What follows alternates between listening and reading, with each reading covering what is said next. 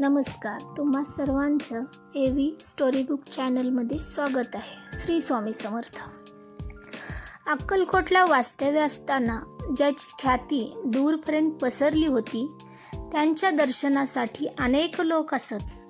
एकदा अक्कलकोटला 3 विद्वान पंडित आले, मात्र ते स्वामींच्या दर्शनासाठी नाही तर स्वामींसमोर आपले ज्ञान प्रदर्शित करण्यास आले होते.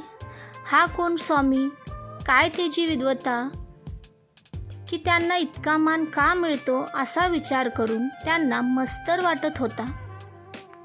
काही ह्या स्वामी समोर वादविवाद आपले ज्ञान लोकांना दाखवले की ते ह्या स्वामींना विसरून आपल्या मागे येतील, असा त्यांचा समज होता.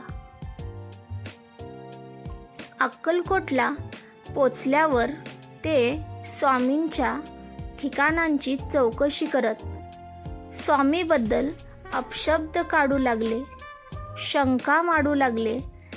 कोण हे स्वामी, कुठून आले, कधी संन्यास घेतला, कोणाकडे शिकले, किती शास्त्रांचा अभ्यास केला, असे प्रश्न विचारू लागले. लोकांनी आश्चर्यचकित होत आणि काहीसा रागानेच त्यांना स्वामीकडे नेले.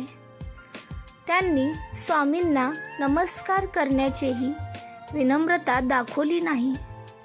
स्वामींची नजर फार भेदक होती. स्वामींनी त्या पंडिताकडे फक्त एक कटाक्ष टाकला आणि ते गर्भगळीत झाले.